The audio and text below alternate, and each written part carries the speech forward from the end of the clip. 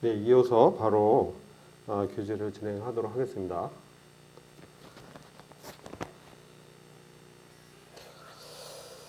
예, 오늘 그 히브리서 1장 말씀은 전체적으로 히브리서가 어떤 취지인지를 잘 설명해 주고 있고요. 앞서 형제님께서 잘 요약을 해 주셔서 저희들이 이해하는 데 도움이 많이 되었습니다. 그래서 제가 좀 교제 드리고 싶은 부분은 이 주님이 어떤 분인지에 대해서 히브리서가 강조하고 있기 때문에 그 부분을 조금 더 말씀드리고자 합니다.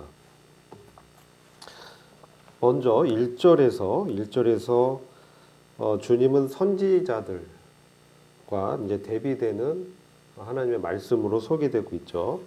과거에는 하나님께서 대언자나 선지자를 통해서 말씀을 하셨는데 이제는 직접 아들인 예수 그리스도를 통해서 말씀을 하고 있다. 이렇게 말씀하죠. 여기서 우리가 좀 주목해야 될 부분은 이 선지자들이 하나님의 말씀을 대언하는데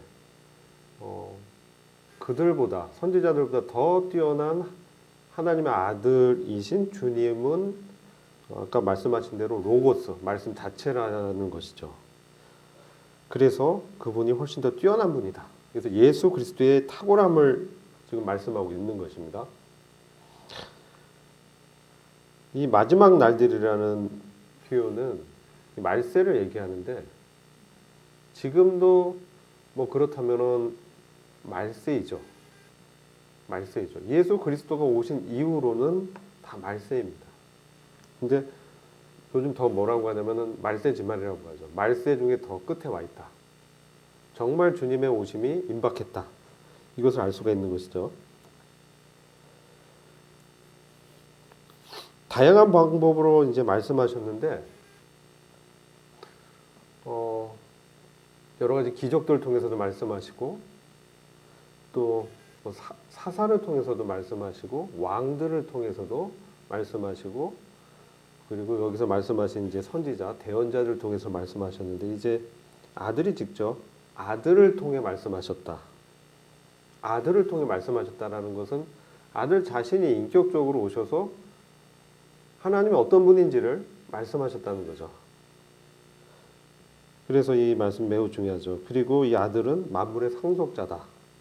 그리고 그분은 창조에 함께 하셨다. 이것이 이제 저희들이 창세기 1장과 요한복음 1장에서 확인할 수 있는 것이죠.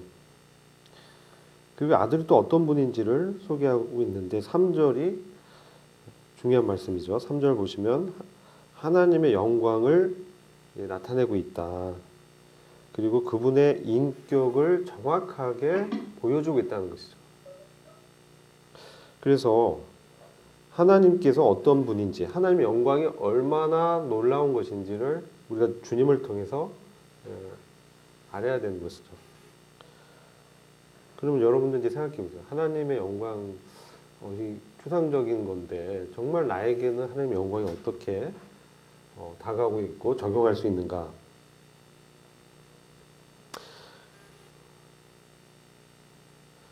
그리고 그분의 인격은 어떤 것인가?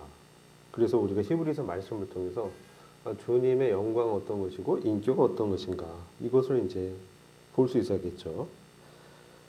그리고 우리가 시편 2장 7절을 한번 보시면요.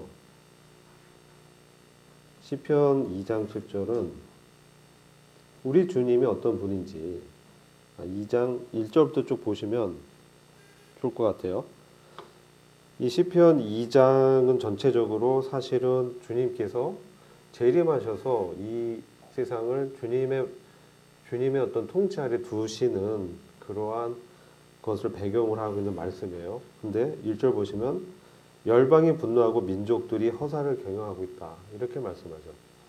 주님이 오신 이후로 열방은 이제 분노하고 민족들이 허사를 경영한다 이런 말씀은 주님이 오신 목적은 뭐냐면 예수 그리스도가 어떤 분인지 구원을 이루시는 분이시고 또한 하나님의 임마누엘 하나님으로 사람들과 함께 하시는데 통치하는 분이라는 것이죠. 근데 사람은 어떻습니까? 예수 그리스도의 통치를 거절하는 거죠. 거절하는 것이죠. 그리고 과학이라든지 군사 어떤 무기라든지 이런 기술이 발전하면서 사람들은 스스로 존재할 수 없으면서도 스스로 존재하는 어떤 하나님과 이제 대적하는 그러한 위치에 이제 있는 그런 것들을 보게 되죠. 그래서 마지막 때는 하나님의 택하신 민족인 이스라엘을 이제 요한계시록을 보면은 이 세상이 이제 공격하는 것들을 보게 되는 것이죠. 그때 이스라엘의 하나님으로 주님께서 이제 강림하셔서 그들을 심판하는 그것을 이제 배경하고 있는 말씀이에요. 그때 열방은 이방 나라들은 바로 주님께서 왕 되심을 원치 않기 때문에 그런 것들을 이제 분노하고 있고, 민족들은 또 자기들의 왕국들을 건설하고 자기들의 통치 체제를 확고히 하기 위해서 군사력이나 이런 것들을 체제를 갖추고 있는 이런 것들이 다 허사라는 것이죠. 그건 허사를 경영하는 것이다. 그래서 세상의 군왕들이 나서며 관원들이 서로 꾀하여 여호와 그 기름 부음 받은 자가 이제 그리스도 우리 주님이죠. 대적하고 말을 하는데, 우리가 그 맨 것을 끊고 결박을 벗어버리자 하도다. 주님의 그 다스림에 대해서, 주님의 통치에 대해서 그들이 인정하지 않는 것들을 표현하고 있는 말씀이죠. 맨 것을 끊고 결박을 벗어버리자. 우리 주님의 이 다스림을 그들을 속박하는 것으로 보고 있다는 거죠.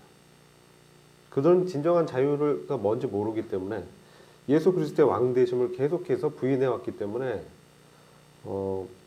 결국은 이와 같이 대적하는 것으로 나타나는데, 그리고 4절 보면 하늘에 계신 자가 웃으시고 주께서 저희를 비웃으실 것이다.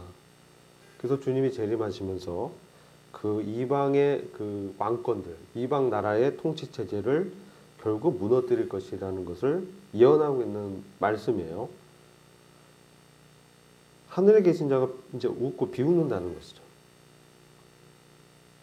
그리고 이제 강림하셔서 이제 5절 보시면 분을 발하고 진노를 하시는 그런 부분을 보게 되죠. 2장 5절 보면. 그래서 내가 나의 왕을 내 거룩한 산 시온에 세웠다.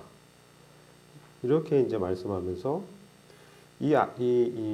나의 이제 아들을 이제 얘기하는데, 7절 보면 내가 나의 왕을 내 거룩한 산 시온에 세웠다. 이 왕이 이제 예수님이죠. 예수님께서 이 시온은 어디냐면 예루살렘, 이스라엘의 어떤 위치에 있는 그 예루살렘에 주님이 이제 오시는, 그리고 그분께서 이제 결국은 이제 천년 왕국의 통치를 위해서 열방들을 다 심판하는 것을 말씀하는 것이죠. 그러면서 8절 보면 열방을 유업으로 취득하는. 그래서 주님은 결국 이 이방 나라를 주님의 어떤 그 통치 체제 안에 두시는, 그러한 심판을 통해서 두시는 이런 것들을 통해서 주님의 영광을 이제 나타내실 것이다라는 거죠. 그래서 결국적으로는 온 나라를 주와 그리스도의 나라로 만드시는 것이 바로 주님의 어떤 통치의 목적인 것입니다. 근데 세상은 계속해서 지금까지는 그것을 거부하고 있지만, 정말 그 마지막 때에는, 주님의 재림의 때에서는 그것을 이루시는. 그래서 우리가 시대를 경륜을 잘 보셔야 돼요. 이것을 경륜을 이해를 못하고 이걸 이해하면 성경이 지금은 이제 이렇게 보는 분들이 있죠. 지금이 천년 왕국 시대이기 때문에 영적인 하나님의 어떤 천년 왕국을 세우기 위해서 이제 복음을 이제 땅까지 전해서 해야 된다, 이렇게 이제 말씀하는 거죠. 그래서 하나님의 천년 왕국이 이제 세워지는 데 있어서 교회가 어떤 역할을 하는 부분으로 말씀하고 있습니다. 그렇게 해석을 하고 있습니다. 그 해석이 다 틀렸다는 얘기는 아닌데, 그것은 이제 교회와 이스라엘을 구분하지 못하는 그러한 해석이기 때문에 잘못된 이제 결론에 이르게 되는 거죠. 여기서 이 세상이 유토피아가 된다면, 이 세상이 복음으로 통치가 된다면 이 시편 2장에 이러한 사태가 일어나지 않겠죠. 지금 이 시편 2장은 민족들이 허사를 경영하고 열방이 분노하고 있는 마지막 때를 말씀하고 있거든요. 그래서 주님이 이스라엘의 자기 백성의 왕으로 오셨지만 유대인들이 거절했잖아요. 그래서 구약을 이해할 때, 그 복음서를 이해할 때 그 배경을 이제 우리가 이해해야 돼요. 히브리서를 이렇게 보면 유대인들인데 그리스도인이 된 사람들 대상으로 주로 한다고 말씀드렸죠. 그리고 종교성을 가진 사람들을 대상으로 하고 있습니다. 그래서 종교 체제 안에서 하나님을 섬겨서 의롭게 되고자 하는 그런 시스템, 즉 율법주의 아래에서의 의로움을 추구하는 그러한 그 유대교는 하나님에 의해 도달할 수 없고 결국은 그들은 예수님을 십자가에 못 박아 죽이게 되잖아요. 그래서 이 아들이 하나님의 아들이 왕으로 오셨지만 어떻습니까? 이 세상이 그 왕을 거절하고 십자가에 못 박아 죽였다. 그리고 여기서 이제 역사는 어떻습니까? 유대인들은 이 부활을 믿지 않는 거잖아요. 유대인들은 예수님의 부활을 믿지 않죠. 그리고 아직까지도 메시아를 기다리고 있다는 거죠. 그런 상황에서 유대인이나 이스라엘 민족이나 또 세상의 열방이나 예수 그리스도가 하나님의 아들이심을, 정말 하나님이 보내신 왕이심을 믿지 않고 있는 그런 상황이라는 것을 우리가 이해를 하고 봐야 되는 것이죠. 근데 여기서 이 아들이 예수님이고 이분이 왕이시고 만물을 유업으로 받는 상속자시다. 그렇게 하나님이 세웠다는 거예요. 그래서 이 부분을 이제 우리가 쭉 읽어가면서, 그래서 이 아들이 얼마나 결국 이 예수님이 얼마나 위대한 하나님의 아들이냐, 이 부분을 이제 우리가 이해를 이제 하게 되는 것이죠. 그래서 이제 시편 2장의 전반적인 내용이 바로 왕 대신 예수 그리스도에 관한 예언이 이루어질 것이다. 그때 결과적으로 하나님의 영광이 어떤 것인지를 사람들이 이제 다 인정하게 된다는 거죠. 근데 먼저는 우리 크리스찬들이 예수 그리스도께서 하나님의 아들이고 왕이시라는 사실을 믿고 여기고 우리의 생활 가운데서 그것을 적용해 나가는 이런 것들을 이제 우리는 신앙이라고 얘기할 수 있겠죠.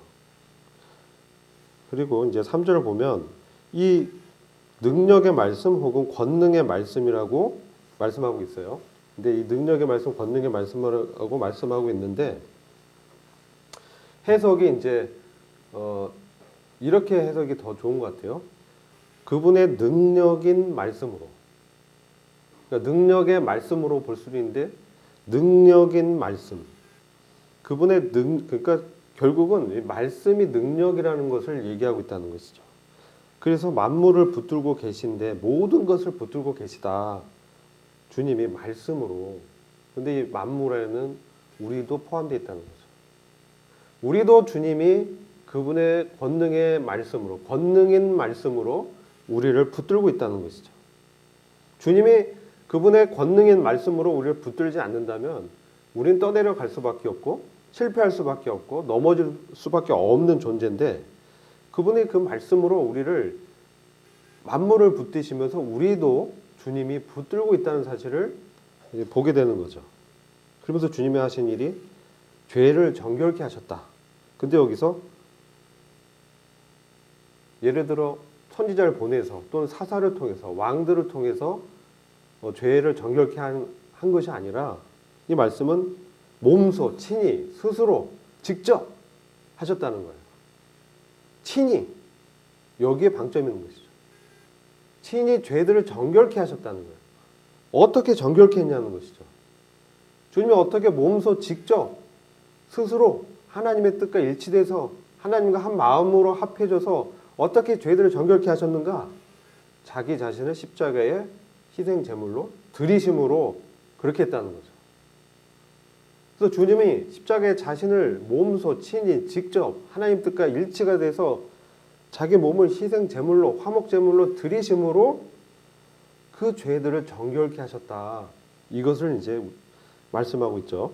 그래서 지금 어떻습니까? 주님 부활하셔서 하나님이 우리 주님 안에서 이 율법의 모든 의를 이루었다. 그래서 그리스도께서 높아지신 것이죠. 그분을 도저히 죽음 가운데 두실 수 없었다. 왜? 하나님의 뜻을 지키셨기 때문에 그분을 다시 살리셔서 이제 승천하시게 되죠. 승천하시면서 위엄의 자리, 즉 보좌에 앉히셨다는 거죠. 이게 바로 아들의 어떤 탁월함을 나타내고 있다. 그래서 우리는 이제 신약 교회에서 이런 거 배웠기 때문에 그렇지, 이거 다 알고 있는 얘기인데 라고 볼 수 있지만, 유대인들에게는 이것을 잘 이해를 못하고 또 이거 믿지 않고 있는 그런 상태이기 때문에 이 부분이 참 유대인들에게는 정말 놀라운 복음이라는 것을 우리가 좀 이해를 할 필요가 있어요.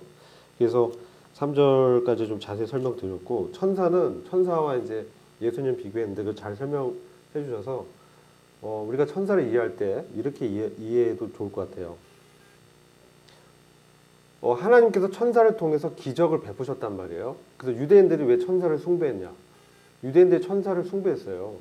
왜냐하면 모세에게 율법을 전달해 준 것도 이 천사를 통해서 율법을 전달했다는 거죠. 그리고 천사들을 통해서 선지자들에게 나타나시고 어떤 그 매개체로서, 부리는 종으로서, 영으로서 천사가 활동하기 때문에 유대인들에게 있어서는 하나님은 두려운 존재고, 그들에게 직접 그들이 대면했던 존재는 천사들이었어요. 그러니까 이 천사들을 굉장히 그들에게 어떤 숭배의 대상으로 천사들을 받았던 것이죠. 그래서 우리가 요한복음이나 이런 복음서를 보더라도 천사들이 이 베데스다 연못에 와서 물을 이제 움직이는 그런 것을 기다렸다는 것이죠. 이것은 뭐냐면 보이는 어떤 표적 신앙의 대표적인 것을 우리에게 보여주고 있어요.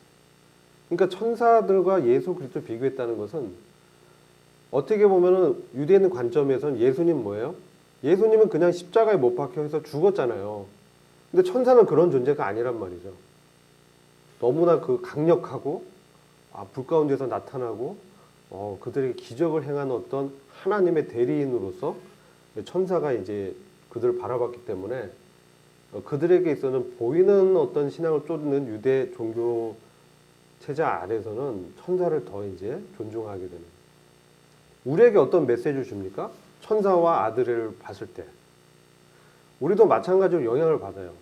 우리 현대를 살아갈 때 천사처럼 뭔가 강력한 거, 막 표적을 보여주고 뭐 기적을 일으키면서 했다라면 우리가 그런 것들을 이제 추구할 수 있다는 거죠. 근데 뭡니까? 그렇지 않았다는 거예요. 예수님이 보여주고자 했던 것은 요나의 표적밖에 사실 없었어요. 내가 너희들에게 정말 보여줄 표적은 요나의 표적이다. 요나의 표적은 뭡니까? 십자가의 죽음과 부활이에요. 근데 이게 천사를 통해서 나타난 하나님의 그 외적인 능력보다 훨씬 더 강력하고 구속을 이룬 그러한 구원의 역사라는 거죠. 그러나 유대인들에게는 그것이 받아들여지가 않았어요. 왜 그랬겠어요? 그들은 근본적으로 천사 숭배 신앙의 이제 밑바닥은 뭐가 있냐면 자기의 의를 붙들고 자기의 노력하에 율법을 이루고자 한 인본주의가 깔려 있다는 거죠. 그래서 보이는 표적 신앙을 이렇게 따랐던 유대인들한테는 이 천사가 훨씬 십자가에 못 박혀 죽은 예수보다 더 위대했다는 거죠. 근데 그렇지 않다라는 것을 지금 히브리서 기자는 말씀하고 있는 거예요. 그래서 천사는 그냥 부리는 종에 불과해. 천사는 그냥 피조물이야. 그리고 사역자들을 이제 불꽃으로 삼았다 이렇게. 불꽃은 그냥 불꽃이지 불에 정말 그 권능의 역사에 나타난 하나님의 그 권능은 자체는 아니다. 그걸 드러낸 불꽃일 뿐이다. 영에 불과하다. 그러나 예수님은 하나님의 형상으로 우리가 직접 볼 수 있도록 인간의 몸으로 오신 분이다. 이것을 계속 말씀하는 거죠. 그러면서 예수님은 훨씬 더 뛰어나다. 왜? 천사는 종이고 예수님은 아들이다. 이렇게 말씀하는 거예요. 그러면서 시편의 말씀을 인용하면서 하나님이 어느 때에 천사들 중에서 아들이라고 한 천사가 있었냐. 그리고 너를 낳았다라고 한 선자가 있었냐? 없었다는 거죠. 이 관계가 다르다. 그래서 예수님이 훨씬 더 하나님과 더 관계면에서 아들의 관계고, 이 얘기는 어떤 얘기냐? 예수님은 바로 하나님이라는 것을 이제 그들에게 말씀하고자 하는 거예요. 여기에 유대인들 걸려 있는 거예요. 왜 유대인이 예수님을 안 믿었냐? 사람인데 하나님이라고 하니까 안 믿었던 거예요. 사람인데 하나님이라고 자꾸 얘기하는 거예요, 예수님이. 기적 행하고 병든 자도 고치고 죽은 자도 살리는데 여기까지 좋았어요. 오병이의 기적도 행하고 했어요. 굉장한 선지자가 왔다. 근데 뭡니까?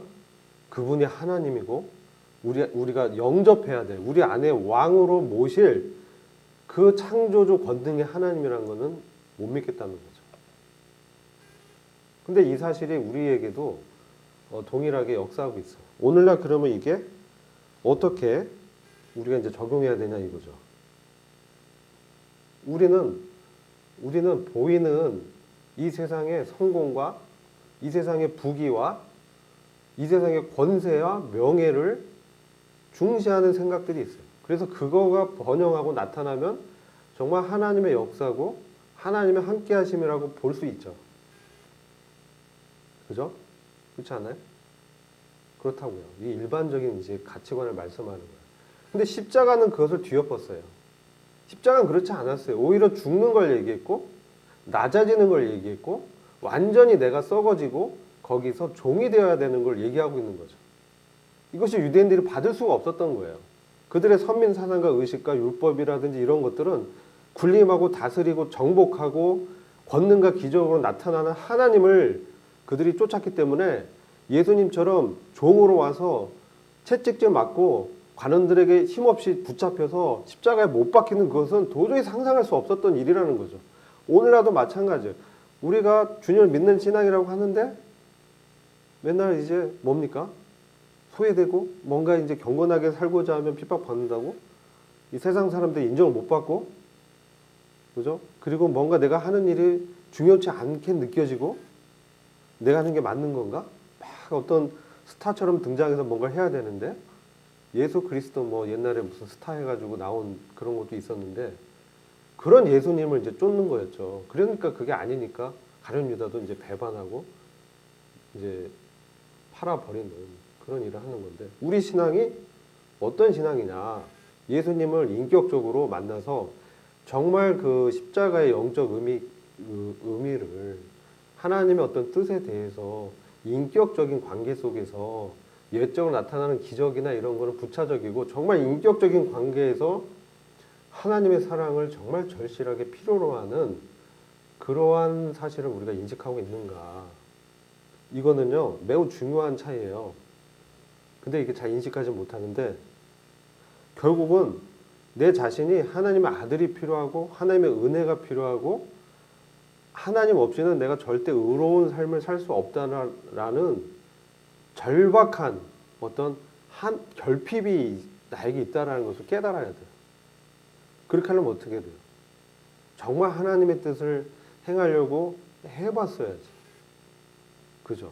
그리고 우리가 신앙생활을 하면서 뭔가 열심히 하나님 뜻과 말씀을 지켜보려고 따라봤는데 그리고 뭐 그전이라면 정말 나에게는 정말 내가 나의 힘으로는 어떤 이룰 수 없는 나는 도저히 이 도덕적인 하나님이 제시한 그 기준을 나의 어떤 의지와 노력은 절대 할 수 없다라는 이러한 정말 철저히 무능력하고 부패한 죄인이라는 사실을 깊게 깨달아야 된다는 거죠. 이거를 율법이라는 어떤 종교라는 어떤 말씀을 지킨다는 예식을 행하는 것으로 신앙을 착각하고 오해한다면 이것을 이룰 수가 없는 거예요. 그러니까 신앙의 기본적인 정신이 뭐냐? 예수 그리스도처럼 불법을 미워하고 의를 사랑하는 그러한 삶이 나타나는 게 신앙의 본질이라는 거죠. 여기서 아들에 대해서도 왜 하나님의 아들인 예수님께 기쁨의 기름을 부었냐는 거죠. 그래서 그 동료들보다 더 높게 하셨느냐는 거죠. 그것은 예수 그리스도께서 인간으로 이 땅에 사시는 동안 그분은 하나님의 뜻을 철저히 다 지키셨고 불법을 미워했고 하나님의 뜻, 그 의를 사랑했기 때문에 그분이 정말 의를 이루셨기 때문에 결국은 주님이 높아지는 그 하나님의 의가 되셨다는 거죠. 그럼 우리가 어떻게 살아야 되느냐는 거죠. 여러분 어떻게 생각하십니까? 의가 무엇이냐는 거예요. 여기서 핵심은 의와 불법이에요. 의와 불법. 1장에서 핵심 단어는 의와 불법이에요. 불법이 뭐예요? 무법한 거죠. 내 뜻대로 내가 주인 되고자 하는 거예요. 죄죠. 그 불법을 미워해야 돼요. 근데 우리는 어떻습니까? 내가 주인 되고 내 쾌락을 추구하고 내가 잘 되고 이거를 추구하는 이 불법을 혹시 행하고 있는 거 아닌가? 여기에 더 관심을 두고 있는 것이 아닌가? 하나님의 그 법이 마음에 없는 거죠.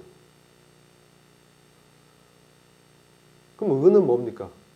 의를 사랑했다. 우리가 의를 행할 수 있나요? 어떻게 생각하세요? 우리가 의를 행할 수 있어요? 여기는 요한일서 3장 7절을 보시면 레퍼런스로 이거 꼭 보세요. 요한일서 3장 7절 보시면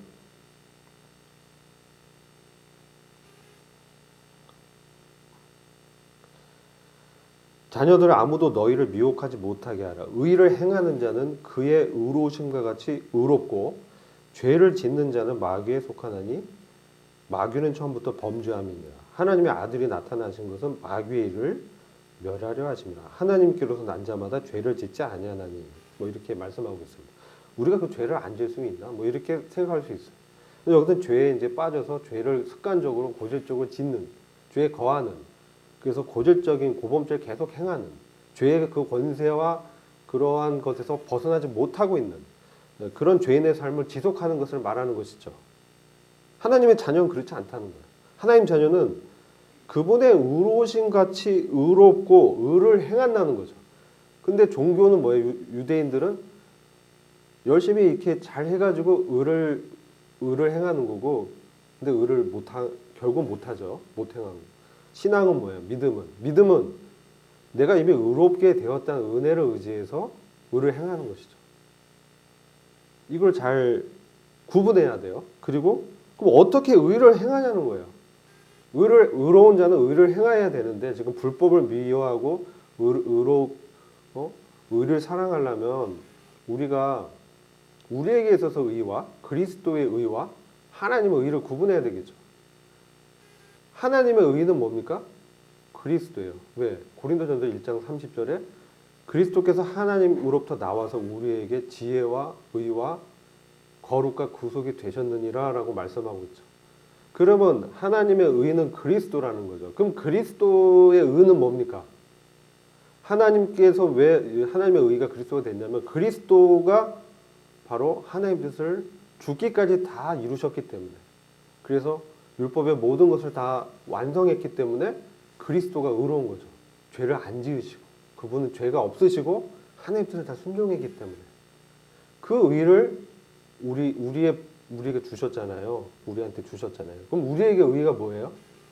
은혜를 그 의를 믿음으로 받는 거죠. 우리의 의는. 아시겠죠? 우리의 의는 우리가 막 의를 행하는 거는 열매고, 우리가 의롭다고 하는 거는 믿음으로 되는 거예요. 그러면 의를 행하려면 어떻게 되냐는 거죠. 여기서 우리가 교제를 해야 돼요. 오늘 이제 분방 교제 때 우리가 그런 불법을 미워하고 의를 사랑하는 것을 어떻게 행할 것인가, 어떻게 살아낼 것인가, 어떻게 살 것인가, 이 부분이 이제 해결돼야 되는 거죠. 근데 유대인들이 이걸 못했습니다. 왜? 자기 의지했기 때문에. 근데 우리는 할 수 있다는 거예요. 우리는 불법을 미워하고 예수님처럼 우리가 죄를 짓는 것을 즐기고 죄에 빠져 있는 것을 계속 좋게 여기고, 그 하나님의 자녀가 아닐 수 있다는 거죠. 물론 그럴 수 있는 연약함이 있는데 정말 이 말씀의 기준은 그런 거예요. 그렇죠? 그래서 정말 내가 불법을 미워하고 있는가, 하나님을 왕으로 섬기고 하나님이 내 안에서 주님이 나의 창조주고 권능자라는 것을 이렇게 여기면 그걸 좋아하는가, 정말 예수님이 사는 그런 삶을 바라고 기대하고 있는가, 정말 그렇게 의롭게 살고 싶어 하는가, 정말 죄를 안 지으려고 하고 있는가. 어떻습니까, 여러분? 그게 아니고요. 저는 여전히 그런 삶 가운데 있어요. 그러면은 우리 아직 어린아이고 이 말씀을 통해서 우리가 우리 자신을 비추면서 어떻게 의로운 삶을 살 수 있는가, 이것을 말씀을 통해서 여러분들이 행해 나가야 돼요. 그래서 로마서 3장 21절을 참고하시고요. 로마서 3장 21절부터 하나님의 의는 무엇인지를 설명하고 있어요. 그것은 믿음으로 말미암아 예수 그리스도를 나의 왕으로 영접하는 거죠. 그게 의죠, 우리에게 있어서. 그리고 로마서 6장에 가서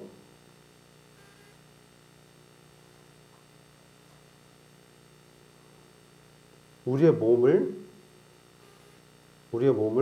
이제 의의 병기로 드리는 거죠. 13절, 12절, 13절, 11절부터 13절 이하 말씀을 내 삶에 적용하는 거죠. 그래서 너희도 너희 자신을 죄에 대해서는 죽은 자요 그리스도 예수 안에서 하나님을 대하여는 산자로 여기라. 그러면서 우리가 죄에 대해서는 죽었다. 그리고 하나님에 대해서 산자로 여기면서 믿음으로 몸의 어떤 욕구에 순종치 말고 너희 지체를 불의의 병기로 죄에게 드리지 말고 오직 너희 자신을 죽은 자 가운데서 다시 산 자같이 하나님께 드리며 너희 지체를 의의 병기로 드리라. 그러면서 16절과 17절에 보면 17절 보면 너희가 본래 죄의 종이더니 너희에게 전하여 준 바 교훈의 본을 마음으로 순종하여 너희에게 전하여 준 바 교훈의 본을 마음으로 순종하여 죄에게서 해방되어 의에게 종이 되었느니라. 이렇게 말씀합니다. 우리를 어떻게 의를 행할 수 있느냐? 이미 의롭게 됐기 때문에 이제 너에게 전하여 준 바 교훈의 본은 교리, 로마서에 나오는 바울의 가르침을 이제 내 마음의 틀처럼 삼고 그것을 이제 순종하라는 거죠. 그러면서 이 사실을 이미 우리가 죄에게선 해방됐고 의에게 종이 되었다는 것을 여기면서 19절 말씀처럼 육신의 연약함으로 내가 사람의 예대로 말하느니 전에 너희가 너희 지체를 부정과 불법에 들여 불법에 이뤘다는 거예요. 불법에 드린 거예요. 불법에 이뤄서 무법하게 샀다는 거죠. 이제는 뭐예요? 너희 지체를 의에게 드려라. 그러면서 이제 정말 우리가 의를 행하는 그 삶은 이렇게 믿음으로 말씀을 이제 순종할 수밖에 없다라는 것이죠. 여기에 이제 핵심적인 거예요. 아니 근데 어떻게 형제님 그렇게 살 수 있어요? 아 그거는 그냥 교리 아닙니까? 이렇게 얘기하시겠죠. 그래서 그거 무슨 신학적 얘기만 하시지 마시고 실질적으로 어떻게 행할 수 있는지 좀 설명해 주세요. 그렇게 얘기할 수 있겠죠. 근데 이건 해봐야 되고요. 내가 정말 하나님의 뜻을 사랑하고 하나님 예수 그리스도를 사랑하는지, 그래서 내 마음의 그 이전의 욕심과 욕구에 따르는 이런 그런 삶을 살지 말고 정말 하나님의 뜻을 사랑하고 존중해서 예수님처럼 그 아버지를 사랑하기 때문에, 그럼 우리는 그 아버지와 예수 그리스도를 사랑하기 때문에 그 뜻을 이제 자발적으로 따르면서 쫓아갈 수밖에 없는 거예요. 그게 무슨 왕도가 있고 지름길이 있고 그런 거가 아니에요. 그래서 그러려면은 로마서 5장에서 얘기하는 것처럼 화목을 누리라고 하고 있죠. 그래서 결국은 우리 자리가 어딘가, 화목 제물이 되신 예수 그리스도를 우리가 깊이 생각하고, 그 다음에 그분이 우리의 화목의 장소가 되시기 때문에 그 안에서 우리가 화목하게 됐다. 여기 좋아요. 근데 이거 충분한 게 아니고 여기서 뭡니까? 하나님과 화평이 됐다는 거는요. 잘 생각해 보세요. 정말 생각해 보세요. 중요한 거예요. 내가 이제 남편인데 아내랑 같이 살아요. 근데 아내랑 정말 화평한 관계를 유지하고 싶어요. 남편이. 그래서 막 좋은 것도 주고, 이제 우리는 화목한 관계가 되고 막 희생을 해서 사랑을 보여줬어. 근데 아내하고 이제 화평한 관계가 되면 아내가 어떻게 해야 돼요? 네? 어떻게 생각하세요? 받아들여야 되잖아요. 안 그래요? 아내가 그 남편의 사랑을 받아들이고 그것에 순응해야 어떻게 돼요? 화평한 거예요. 안 받아들이면 어떻게 돼요? 화평한 관계가 될 수 없어요. 그러니까 여러분들이 누리라는 단어를 잘 생각해 보세요. 이거 오해하는데 누리라고 하니까 가만히 있으면 되는 줄 아는데 그 본문이 그걸 말하는 게 아니라고요. 화목을 누리라는 것은 아버지가 아들을 내어주신 그 사랑을 내가 받아들이죠. 근데 받아들이는데 가만히 있으면 모르잖아요. 아버지하고 화평의 관계가 됐는지. 근데 그 아버지의 사랑을 내가 받아들이고 이제 거기서 반응해야 되는 거예요. 그러면 내가 이제 인격적으로 화목한 관계가 됐구나. 이 관계 설정이 되잖아요. 그래서 어떻게 돼요? 그래서 그 남편의 사랑을 내가 이해했기 때문에 이제 그 사랑에 반응해서 행해 나가는 게 부부 관계잖아요. 하나님과 우리의 관계도 똑같은 거예요. 근데 이거 오해해서 가만히 인형처럼 가만히 있는 걸 화목의 관계를 누리라고 했기 때문에 가만히 있는 게 그거라고 오해하면 안 돼요. 거룩에 이르는 의의 열매를 맺으라고 했잖아요. 그러면 그것은 거기에 반응해서 쫓아가는 것이지. 근데 뭐가 중요하냐면 유대교처럼 내가 내 의지를, 내 어떤 가능성을 의지하는 게 절대 아니고 그건 기본이라는 거예요. 그게 아니고 나에게 가능성이 없어요. 그래서 예수님을 의지해서 내 몸을 의의 병기로 드리는데 어떻게 드리냐는 거죠. 그게 문제고 여기서 정말 하나님의 뜻에 내가 굴복한 마음이 돼야 되는 거죠. 마음으로 순종하라. 내 마음이 하나님 뜻에 순종하고 그분의 뜻을 사랑하고 존중하기 때문에 그래서 어떻게 해요? 이거 행하는 게 너무 좋아지게 되는 거예요. 여기서. 근데 내 마음의 욕구나 내 예쁜 성은 나를 끌어당기지만 정말 내 새 사람이 된 나는 그런 사람이 아니라고 거절하고 여기서 자꾸 하나님의 뜻을 더 추구하고 이게 가치가 없거든요. 근데 이것들을 깨닫는데 좀 시간이 걸릴 수 있어. 사람마다 달라. 그렇지만 정말 분명한 거는 이건 가치가 없는 거예요. 무익한 거고 악한 거고 불법인 거죠. 이 죄라는 거죠. 이것을 미워하고 혐오하고 난 이런 사람 되기 싫고 예수님처럼 살길 원한다. 이렇게 돼야 되는 거예요. 그래서 의를 행하는 그러한 것을 하나님이 보여준 게 예수님이라는 거예요. 예수님이 그렇게 사셨다는 거죠. 그래서 내 안에서 예수님이 그와 같이 말씀하실 때 그걸 쫓아가지 않으면 이런 삶을 절대로 살 수 없고 그때 내 몸을 드리고 여기에 힘써야 돼요. 어떻게? 나를 복종시키는 거죠. 그러니까 이걸 오해하면 뭐 또 열심히 노력하는 거 아니에요? 그 노력하는 거 맞아요. 근데 뭘 의지해서 노력하냐는 거죠.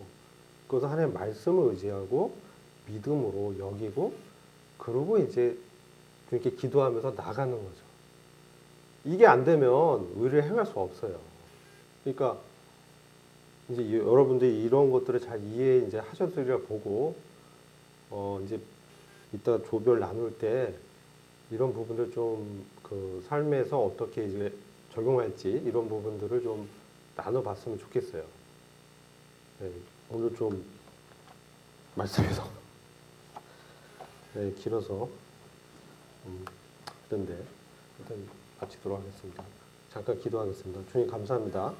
오늘 이제 말씀을 통해서 저희들이 어떻게 불법을 미워하고 의를 사랑하는 삶을 살아갈 수 있는지 그런 부분들을 저희들에게 깨우쳐 주시고 아들이신 예수님을 정말 사랑하고 예수님처럼 살아갈 수 있도록 저희들에게 힘을 주시고 격려해 주시길 간절히 기도합니다.